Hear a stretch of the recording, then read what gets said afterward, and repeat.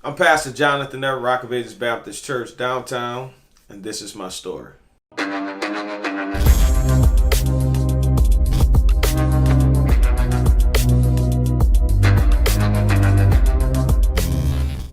Okay, so tell the world actually, where are you from? Man, I was born on Eagle and raised in the Fisher Projects. I don't know if you want to say projects or housing development. So Definitely the Fisher Project. yeah, man, born on Eagle, was raised in the Fisher Projects. What part? You was on dark side, light side? Man, I was on both sides. We started off on the light side, LaBeouf. Then we went to Hendy Court, and then we went to Big Whitney. I don't care what none of them say. We got in on Big Whitney, right? Everybody had to come through us to get on both life and dark. So we the only ones besides their court that was able to like fluctuate between both light and dark, and nobody gave us no problem, Gotcha. So actually, high school did you go to? Man, I graduated from I hate to say, well, I don't know, John Eric High School, but I started off junior high and all that at Lil Walker. That's when Lil Walker had they took over the Catholic Church because they had the influx of sixth graders coming out of Martin Henderson, Havens, McDonald 32, Berman. And so Walker had too many intakes, so they put us in what they call Lil Walker right on side of Berman Stadium. Boy, it was going down over there at Lil Walker. All of us was hot. So you had one very interesting story, like being from the Fisher and actually going to John Everett way in Marrero. A whole different world, man. And so how did that happen?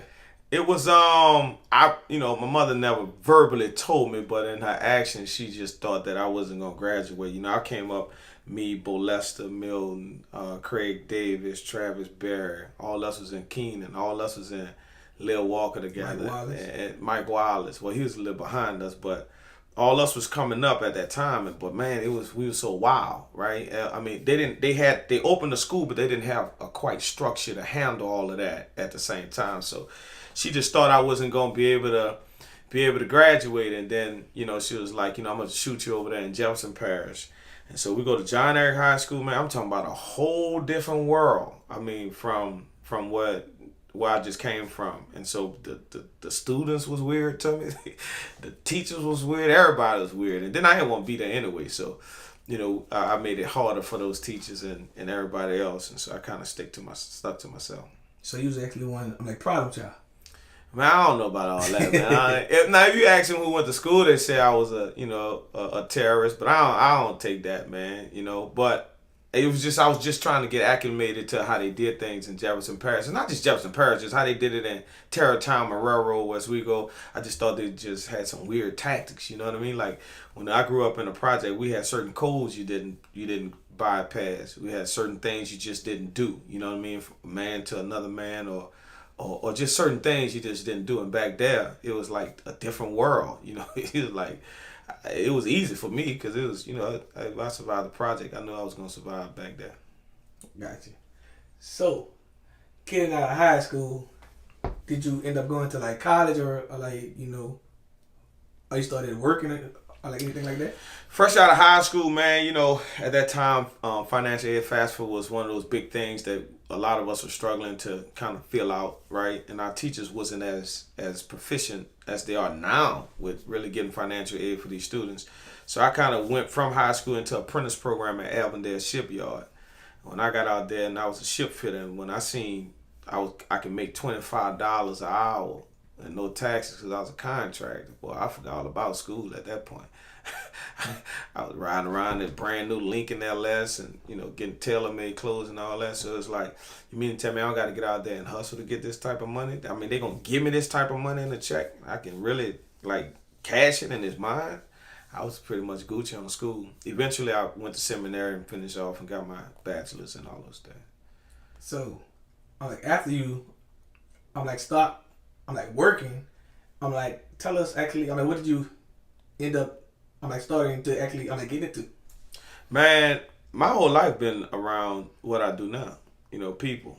So it was no coincidence. Like, far as career path, after the shipyard, then I started doing physical therapy on Canal Street, right across the street from Warren Easton. We had a floor where you get in an accident and You come up in there and you kind of rehabilitate them. I was a physical therapist assistant. So, but as far as career choice, jobs, man, wasn't nothing to me as long as they paid me more. But I always knew that at the end of the day, I was called to pastor. So none of those other jobs ever meant anything or had any relevance to it, as long as I can do what I was doing, whether it was preaching, traveling the world, preaching and stuff like that, or just being able to be there for somebody. So I wasn't even really conscious of a lot of stuff that job choices that I was making. I was more concerned about, will it land me to pastoring or preaching, or can my end goal be helping people? So actually, I'm like, what year did you actually become one pastor? And also actually, I'm like, take us, I'm like, through the process of actually becoming one pastor. Well, man, let me see if I can break this down to you. Pastoring is one thing. Pastoring is really overseeing a congregation of people. That's one perspective. Preaching, on the other hand, is a daily thing, right? You call to it. So, I just left a podcast when we was talking about the difference between today's society. They're choosing preaching or pastoring as a career choice, versus when I was coming up, those old preachers say that you got to be called to it.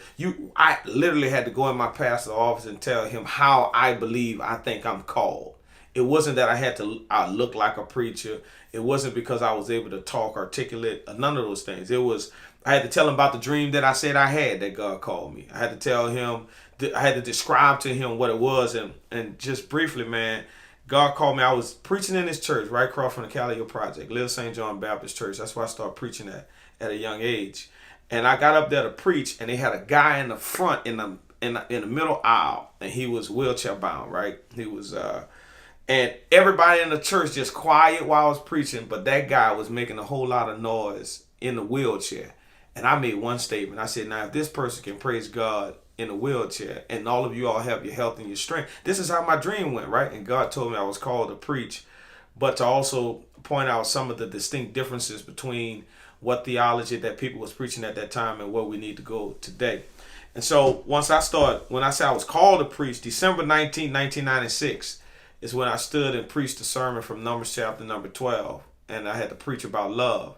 And I preached how Moses loved his sister Miriam and his brother Aaron, to pray for them, right? After they talked about him and his Ethiopian wife. And he asked the Lord to spare his brother and his sister. And I told him that's what love is all about, right? Is in spite of what they did to him or try to do to him, he still prayed for them. And from that day forward, man, his preaching took me on so many continents, man, different countries around this world. I've preached from people of likes of, from Bishop Jakes to Bishop Staples to Bishop Moore. I mean, I done preached a lot, man. I done preached in front of crowds of 10,000 to I can't count them, in Africa and Kampala, Uganda, all the way down to your smallest congregation. And to look back and think, man, coming from the project and being able to articulate that word. Because, in our era, man, the only way you thought you could make it out, number one, they told you wouldn't live past 19.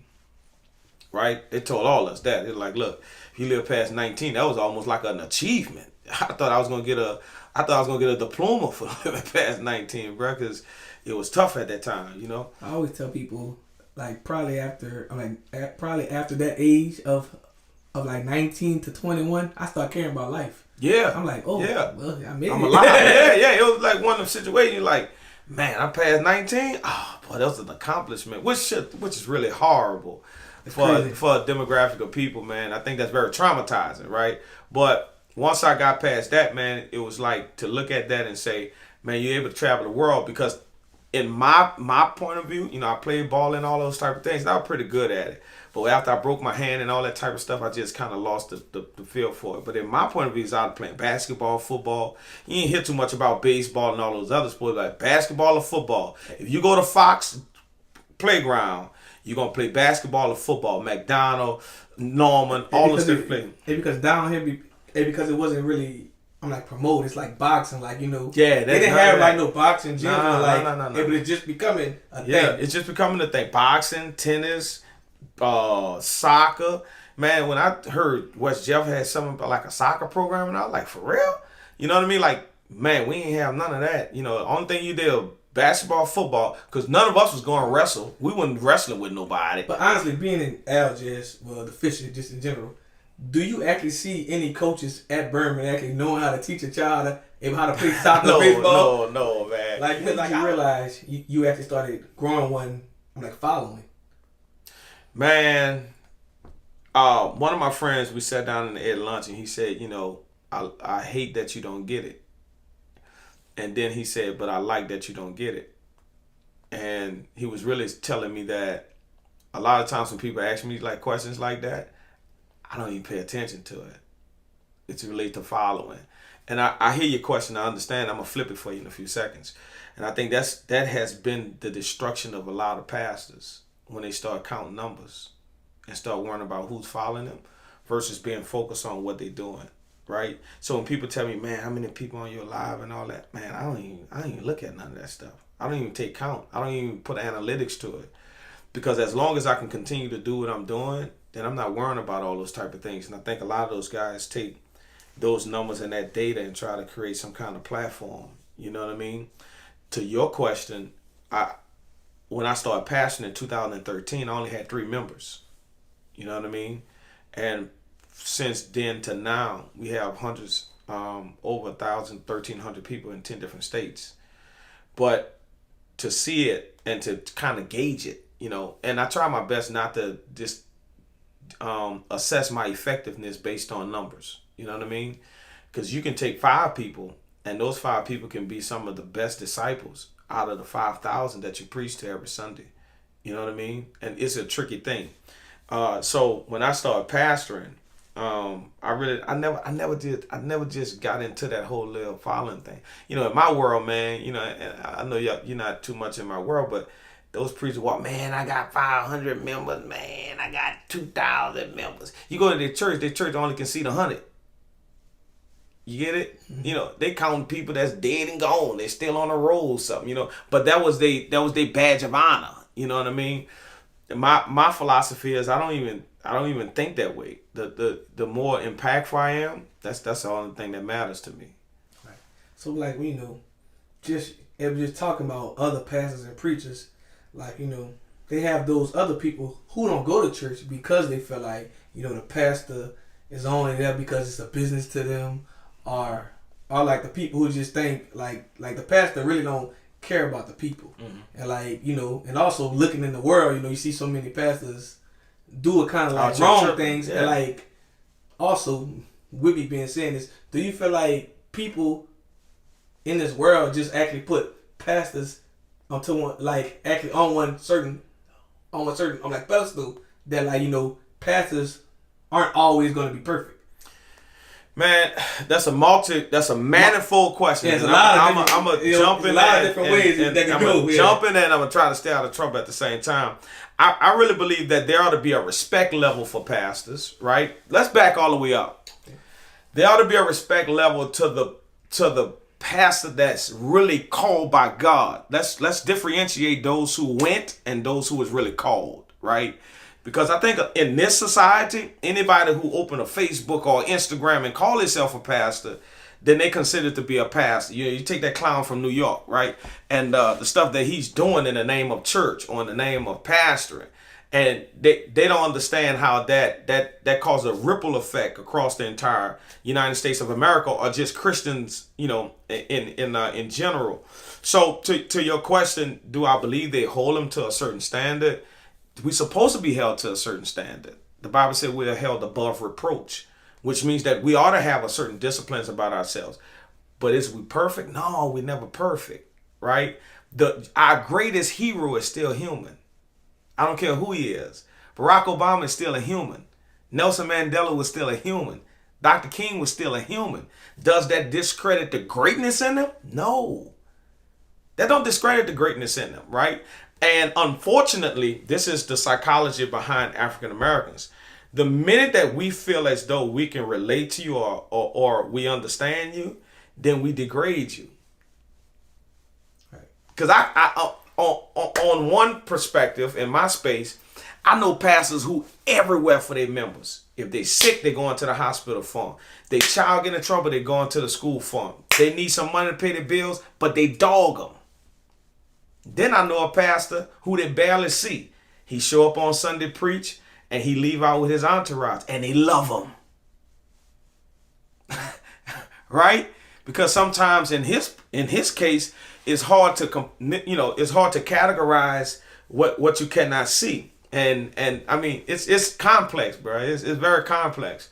So I just try to tell people all the time. That's a promise I made to God, man. I'll never be perfect, but I try my best to do everything that he has called me to do. Right. And me just speaking on it, because even like a pastor having kids, it's like kind of like everybody used to say Barack Obama kids, like how the world think your kids should be because they're the child of a pastor or the president. Yeah. Like she can't smoke cigarettes, smoke weed, like.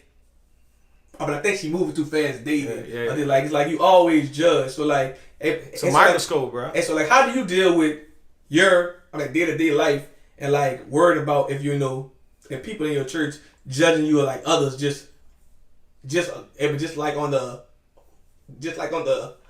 outside looking in. So I'm gonna drop 3 things. Boom, boom, boom, boom, boom. Number 1 is my pastor told me one time. He said, "Son, one man can't see 1,000 people, but 1,000 people can see that one man, right? And each one of those person out of that 1,000 have a different perspective of that one man. All of them gonna have a different story. All of them gonna have a different view, right? I have a son that's 11 years old, and I try my best to protect him under all measures from the scrutiny or the trauma of other people, right? And this prestigious perspective of what a child's supposed to look like. Man, my child ain't called to it. I'm called to it. My child's supposed to act normal just like everybody else act normal. He's supposed to be a little boy like everybody else is supposed to be a little boy. Granted, all of us just should have this. We ain't even talking pastor. We just talking a man should have certain disciplines, right? So, I mean, in that case, you should measure every man according to how he raised his child. Let's take the title of a pastor off. There's supposed to be discipline, certain things that you teach your son, certain things you teach your daughter, how you raise them. Is there a certain, once again, a approach or perspective as a pastor? Absolutely. But that don't mean our children going to be perfect. We not perfect. And I don't even put that pressure on my son. You know what I mean? I don't put that pressure on him to make him feel like he's obligated to live for people. Right? And for me, my day-to-day living, man, I try my best to do everything God called me to do, but I don't, man. People will look at a snapshot of what you're doing and then they'll misjudge everything of who you are, right? And people will always misjudge you until they get to know you. Let me give you an example. I took a couple of brothers to go shoot pool at Shamrock, right? I didn't know too much about Shamrock. I'm not in the know like that. So we shooting pool. I invited, I said to myself as a pastor, because I was kind of standoffish in the beginning, I was like, because I don't want nobody to have a different perspective of me. You feel me? So I was an introvert. I was isolated. I said, man, I don't want these brothers to come around me because I don't want them to say something or do something that's going to, contradict my reputation. We go to Shamrock, we shooting pool, right? One of the brothers invited his friend, right? His friend come there, his friend go get him a drink. His friend drink sitting on the table by us. We in a corner. So I pulled one of the brothers at the church to the side. I said, big brother, look, if somebody right now take a picture of us in this corner right now, what you think they gonna say? Man, pastor out there drinking. They got 10 people over here. But pastor out there drinking, right? And so my discipline is to make sure I'm steal this from King Mac, right? To be where I'm supposed to be. So I want to make sure that I'm in trouble or something like that, or my integrity or my reputation is put dirt on my name and stuff. So I always try my best to protect myself at all costs, because somebody's always watching. Well, that's a fact. So I have this question for you. I never asked no one this, but I just thought about this. Yeah. But I'm gonna say a few things before I ask you this question. Like, growing up in New Orleans, I'm pretty sure you've seen a lot of stuff. Yeah. Like streetwise, good, bad, and evil. Like, and we ain't from a city that's like no other. Cause I tell people, like, we don't have real gangs or different things like that. We from a city where it's like it was like something unknown factor. Like, we the only city that we know the killer and the victim, and we can't say nothing about it. We just moving, mind our business. So, how do you find yourself putting your message out there and like reaching the people from the streets and all, being a pastor? Like, what separates you from the other pastors? Like actually, what makes you unique from like being a pastor in New Orleans and like around the world, because we have to like go about certain things because we are different from everybody else in the world. We are really our own island. Like majority of us are kin to each other, doing each other stuff, all kind of different things. So I want to know, like, how do you like make sure you always like bring that positive message and actually reach those people who's like thinking about changing their life and everything like that as well. Let me start here. So this is one of those things that I had to tell like different pastors from around the country when Hurricane Ida happened, right? When Ida happened, I was telling them, not Katrina, but Ida, I was telling them, I was like, New Orleans not only have to deal with Ida and the pandemic. So they was talking about the pandemic. I was like, man, think about New Orleans got to deal with the pandemic and Hurricane Ida, still trying to heal from Hurricane Katrina. So when I preach, I'm not just preaching about a job. I got to preach psychology, right? Because I got to get them through day-to-day living. Her son had to pray just to get from the bus stop to home with bullets flying. Those guys out of town, they dropping their kids off. That's a total different ball game, right? And so our messages to those citizens in New Orleans, for years, the preacher would use fear as a tactic to try to change behavior patterns. You feel what I'm saying? Like they'll say, you're going to hell, or the Lord going to do this to you. The Lord going to do that to you. Well, I discovered that if you preach and you allow them to make a conscious decision on their own and self-empowerment and self-examination, then I believe our people are smart enough to make the right decisions. You feel what I'm saying? Like, I don't have to send people to hell on Sunday and say, man, if you don't live right, you know you're going to hell. Man, them people know they're going to hell. Them people know sinning is wrong. You know what I mean? The thing that they're lacking is somebody telling them who they are, their potential of becoming somebody great, the potential of really raising a family in this community, the potential of really being financially free. To see so many, and let me just stop right here as a pastor. This is my first time ever doing this in a podcast or an interview. And that is, man, I am so proud of New Orleans though. Like, all jokes aside. I've stayed in DC for 5 years, right? And I've seen the uprising of entrepreneurship, and I've seen how the family dynamic changed drastically because of the financial freedom that those people had. Those people in Maryland and DC, man, they'll take a trip over the weekend to Paris somewhere. I mean, like, they was like free. To see how our city now have entrepreneur mindset, to see our city traveling more, to see them working out more, man, you don't know how that made me feel, man. You know what I mean? Like, because we didn't used to do that. You know what I mean? The furthest we went was Mississippi, or the furthest we went to was Orlando. To see how people going to Costa Rica, Turk and Caicos, man, oh man, that do something to me, which gives value and validity to the sermon that I preach on Sunday. That I'm not just preaching to a box mind, right? I'm not just preaching to a broke mind. We have more exposed people today, right? Than back in the day. Because I was about to say, when you just said that, like, your average people, like, but they actually did one survey of like majority of people who stay here actually. I'm like, before Katrina, never been on a plane, or never left out of New Orleans. Never. And like I just told someone this, I'm like, I never been on a plane until I put myself on a plane. Yeah. Like, hey, but even my mom never got on a plane until I was an adult. Man, listen. Oh, they got people never left the West Bank. What you talking about? Right? Yeah, but they had to leave for Katrina. Yeah. So I'm saying people have left now, but like people didn't leave. They were forced to leave. But I had to put myself on the plane. And then when I got to Maryland, man, I'll never forget this. My pastor was like, we're going to do a retreat in Orlando, and all of my staff going. And he gave us a certain amount of, some bread, right? I called my mom, and I told my mom and my stepfather, I said, man, I'm going to fly y'all to Orlando. Man, you know what kind of joy that was? My mama first time on a flight. You know what I mean? Like, those different concepts, man, it changes everything as it relates to what we're supposed to be as a city. I was just telling another news outlet, international outlet, how proud and how amazing our city is developing today. And to see so many entrepreneurs want to give back to their community and to their city, I mean, it gives us joy, man. Like, New Orleans in a whole has grown. Yeah, man. Like, every 5 to 10 years has grown. Like, right now, New Orleans probably just the fashion. Like, you got to think about it. Your average traditional pastor wouldn't have on a black-owned urban fashion wear. Yeah. You have one on right now. Yeah. Like, they have over 20 designers now in New Orleans. Yeah. They have a rapper that's mainstream again. Yeah. They have media companies are growing every day. They got fitness. They have like so many. They got people. a church thriving again. Rock of Ages. Right. I think church is a event thrive, but yours. No. Let me clarify that. Okay. We had one time the outbreak of Bishop Paul S. Martin, and we salute him dearly. When Greater St. Stephen took off, and when I say a church that's thriving in New Orleans, let me give you a national perspective. When Bishop Martin shot off, man, listen, everybody, when they think about New Orleans, they say Bishop Paul S. Martin, right?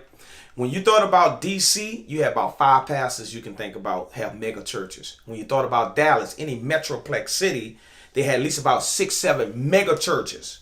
The only person you heard of when they said New Orleans was Bishop Paul S. Martin. Right. You had churches around the world. But you didn't. We talking global appearance. Yeah, they had big pastors at that time, but none of them were out of like known outside of New Orleans. Yeah, like we had like Reverend Blake's that people knew around the whole city, but he wasn't known throughout the South. So I get it was the migration of New Horn Ministry that got him. I never forget when he really became global. There was a time, man, sickness was ravaging our community, right? And I'll never forget this, man. I was in a dental office right there on Carrollton, Dr. Major, right? Where they have the little store at now right across from the what is the Chinese restaurant? Right in that area. All in that area. What's over there right now? It's about so you come off that bridge. Yeah, so you come off the bridge. Chinese kitchen? Yeah, in that area. Yeah. Man, I'm sitting in the dental office, man. The news flash. Prophet Blake's laying hands on people. That was new to New Orleans. I was young, man. I was a kid. Yeah, he put his hand on me. He actually told me I was going to be a pastor. I said, man, I don't want Listen. to. Yeah, right on. We're on preach right now. Come on, yeah, give it 2 no, minutes. I ain't got that in me, man. Give it 2 minutes. That's in any position. That's in a position whether you're a business owner. Right. That community know who you sleeping with. Right. They know if you scamming them too. Right. They know if it's inflation too. Right. That's with anything. Right? And I understand the perspective. But like even saying that, like, you know, that don't mean I'm scamming them because I'm trying to sell like miracle water. It's just in my mind. That's what my mind frame is right now. So I'm trying to get that bread. Yeah, I'm trying to look. I'm gonna get the church, but I'm gonna get that too. But I don't want to, you know. You don't want conflict of interest. Yeah. I got it, man. But you got to live too. Right. So majority of my consulting is not even in the church. I don't consult pastors. I consult, basketball players, football players, business owners, and stuff like that. Right. And that's also like a pastor wears many hats. Yeah. That's what I say about that pedestal. Like, you ought to be like, anything you go through. Man, you gonna sell them people candles or what? I'm gonna sell them everything. It was like a saying when you was growing up, you gonna sell them dope or sell them hope. I'm just being honest for it. How I feel. No, with you, but bro. everybody has their story. Everybody has their purpose. Man, say sell them dope or hope. I'm with you, man. I'm with you. But I ain't gonna lie to you. Before I even heard of you, a female came to me and was talking about you. She was like, man, I ain't gonna lie to you. Since it was the way you gave your message to her, she said it made her believe in really giving 10%. And like her life changed after she started giving 10% to the church. And it like made me look like, man, maybe I should hear what you guys are saying, because there's so many people in the world. I don't think they don't want to go to church. I think they feel like the pastors be scamming them or different things like that. Like, I just talked to like an older man, say I'm ready to change churches because I feel like our pastor ain't right. So like how do you detour like keeping the people in your congregation happy and like feel like they can have one real relationship with you as well? So this is I've been telling people, man, God never called us to a building, he called us to a voice. If it was up to a building, man, majority of people in the New Testament probably wouldn't have fit. The Bible said Peter preaching, 3,000 people joined the church that day, right? They didn't have a building, but they joined church because they heard his voice. That's number one. Number two, my goal is not to make people happy. My goal is to make them healthy. totally two different things, right? You know, making them happy, you got to continue to entertain them. And that's what the preachers compromise. They got to sing. I'm not a singing preacher. I don't sing at all. But I'm going to give you some healthy word, though. People, today's society, man, I'm telling you, they are exposed, they smart, they're intelligent. You cannot manipulate them. They can see straight through you. And they taught all of that higher stuff. I did something with our videography, OBJ. I said, man, listen, when I get to church Sunday, put a microphone on me. You know how they mic up in the NBA and the NFL? Mm-hmm. I want to show people that I ain't speaking in tongues from the time I pull up to the time I preach, right? Because that's the thoughts that they had, though, right? You start breaking down all of that erroneous ideology of that pastor speaking in tongues from the time he pulled up to the time he preached. No, man, I'm walking through the hallway saying, happy birthday to her. Hey, man, I ain't see you in a minute. Man, how that child doing? Hey, you feel better, right? That's pastoring, right? I wanted to show the people, man, this is what we do. And the response from that was like crazy. It was like, oh, man, I thought y'all be upstairs praying all day. I was about to say, but that's also great marketing. Like, you know, showing like your average, I'm like day-to-day with a pastor. Like showing how you interact with people one-on-one instead of just we ain't speaking in tongues all day. Well, you respect them. Man, that's my pastor. But I also know he is accessible. You know what I mean? And that's the problem, right? The problem is you deny access and you done put me on this pedestal. And when I fall for grace, rip me apart. You know what I mean? Right. And you know, I don't want to go too far off the realm with this one, but you know, like just the years of just growing up and going to different churches, it's like, you know, most pastors preach, like, you know, you can come to church as you are, but and like most of the people at the church was the people that judge you, especially the old women. Mm-hmm. So it's like you hear all kind of rumors, man. I'll pastor gay, if you ain't get married, just different things. So it's like, how do you like be accessible to all those people and like, you know, make sure? Now, I'm gonna be honest with you. There are certain protective orders that you have to do, right? Okay. I don't sit in meetings with women by myself. Okay.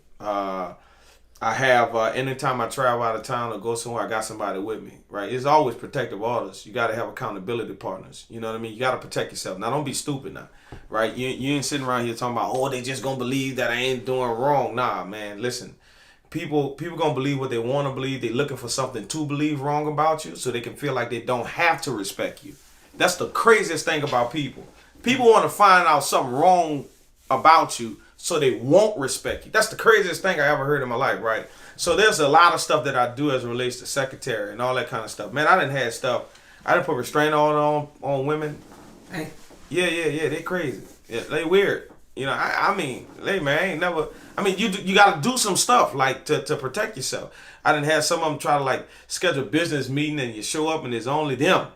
Talking about, oh, there's a table for two back there. Nah, Slim, I gotta go. You know what I mean? Like, you get all that kind of stuff, but that don't stop me from trying my best to make the impact that I need. You know what I mean? The funny part is when you said, nah, Slim, I can tell you, I'm like, been to D.C. Yeah. I know they're saying, I just go to Club Love back then. And fur. And back when the Barack Obama first inauguration, I was there too. I didn't know what inauguration was. Man, I was sitting on the porta potty, looking at the jumbotron. Yeah. And with the heating pads, but it was cold as hell. It was I'm the coldest I ever had in my life, and that's the only time I never saw like celebrities have security. Nah, everybody was just out there. You could really walk up to anybody. Everybody was out there. The dude died that morning in the metro. Somebody pushed him. Man, it was packed that day, man. It was packed. I was actually in Virginia, and I found out Virginia was an hour away from DC. Yeah. Fairfax and all that kind of stuff. I was actually, one of my friends was actually, I'm like in the Navy, and we was actually on Langley. Okay. So we got up there. Yeah, but I listen, man, I done went to Love, Fur, all that. Howell Homecoming. Park at 14, all that. Park at 14. I done went to Howell Homecoming. And I traveled around before. Man, I was out there when my boy got shot, man. Cam. He was in that Cameron, you was out there a long time ago. Listen, I was out there I was right there on the corner when they smashed my man. I was like, God, dog. If he just talked about that situation, he got shot because he played Rico. Yeah, he was out there stunting. And when he say people think he a real rat in real life because he in Puerto Rico. Man, he pull up in the lab and everybody, we was quiet. It was quiet. No, everybody wouldn't. Like, you know, them dudes was out there with their stuff, but he come. Then he popping the joint, talking crazy, dudes. But like people don't realize DC is like a crazy hood city. It's like people don't know they got the White House and they got a project like right there. Oh, but you go to Barrett Farm, Southeast. They don't got a project right like across the street from the White House that you've been there. And HUD be around there all the time. Like you mess around, go to the wrong spot in DC, you're in trouble, my man. Being one pastor, being a counselor, one consultant, and everything like that. I want you to address the people and tell them what do you enjoy about this, and like what do you actually dislike about your job. Let me start with the dislike because it's very simple. The dislike is I can't help everybody. I can't save everybody. I think everybody is assigned to a certain audience of people. And the compassion and passion that I have, I be wanting to help everybody. Until I discovered that people want help, but sometimes they don't want help from you, right? My passion and my love in what I do, man, is to see people transform. Like I tell my members, man, you only need a mechanic when your car broke. You only need to go to the doctor when you're sick. You only need a lawyer when you got to go to court. But a pastor, that person can be there when the day you were born to the day you die. I'm there when that child born. I'm praying over the baby. For the funeral, guess who there? I'm right back there. To walk with that person through life, it's an amazing experience, man. To see transformation, to see them succeed, man. I love being a cheerleader, actually. To see that person say, man, go get that. Oh, it's all yours. You got it. You got the gift for it. You got the talent for it. Knock that out the park. No, make that move right there. And to see them do it and they actually shocked that they was capable of doing it. Oh, bro. I'm talking about I'd be at home with one sock on, eating popcorn, happy for everybody. Just going crazy because I love to see people's lives happy. I love to see other people happy. And that's the most joyous part of my job. Gotcha. And I don't want to be funny about a situation, but when you just said something, I don't expose my mama, but like she's one of those people want to go to church if something going wrong. Yeah. So like, what's your message to people who actually move like that? Cause like you should want to go to church when you got when you're doing good in life as well. Yeah, man. Church is not just a place where everybody come and got problems, right? Church is better when you go there when you don't have problems. You know what I mean? Like you're able to add value, validity to what the preacher is saying, but you're also able to enjoy it without being stressed out about this problem, that problem, this problem. I would tell everybody, man, church is a avenue, it's a vehicle by which you strengthen your relationship with God. Your relationship have to be strong in order to continue to go with or without problems. They have nothing to do with attendance. They have everything to do with your relationships. You know what I mean? Like, just on the contrary, if a person going through hell, you think they won't go to church? You got some people going through hell, man. They don't want to go to church. But at the end of the day, their relationship is strong enough to pull them to that building, Okay. So tell us actually, what's next for you? What's next for me, man, is I'm celebrating my birthday. You talking about big? I'm going to do something small and immediate because anything, it can change per day. I'm celebrating my birthday May 13th. And we're doing something called Mind Over Matter Fest. It's a concept that I came up with because I built 3 outpatient mental health facilities in our city. And so we're taking 30 licensed clinical social workers under the bridge to do these 15-minute integral counseling sessions for free. And then we have at least about 8 medical mobile units that's going to be out there from Auction to LCMC, Crescent Care, and all those people. And then I have Dickie Brennan, Camellia Beans, and Louisiana Seafood Board that's going to do a holistic meal for them. But we white linen the table. We make them feel like they're at a 5-star restaurant. And then we have Salvation Army bringing their trailer so they can take showers and wash their clothes. And I got barbers cutting their hair. I got chiropractors cracking them up. And also we have a stage that's going to be out there with 5 different local bands from Zydeco to jazz in different genres. And then we have a play area where we bring in a basketball goal so they can play ball, they play dominoes, spades, all those different play areas. And then we gifting them with all kind of gift bags. And that's all I want to do for my birthday. But for me, man, that thing can change I mean, man, you can I'm talk about coming, the back man. to school giveaway with World and Vision. You can talk about different partnerships that I have throughout the city. It's all over, man. Yep, I'm coming, man. Oh, you gotta slide through, Hey, man. but soon you said, you know, you have one. As soon as you said you're gonna have one on the chiropractor, I said I need my back and neck crack right quick. Without paying a couple hundred for it, I'm like, no, this money, you know. Crack We me come up, through man. it, huh? Yeah, man. They gonna be out there, man. So. Right. And also, but last but not least, tell the world actually, I'm like, what can they find you at on social media and everywhere? Oh man, so of course you can go to our website www.jeverettministries.com. Instagram is Past Everett. Twitter is Past Everett. Facebook is Jonathan Everett. YouTube is JE Ministries. I pastor Rock of Ages Baptist Church at 1921 North Tonti Street. We have church at 9:15 a.m. on Sundays and 7 p.m. on Wednesdays.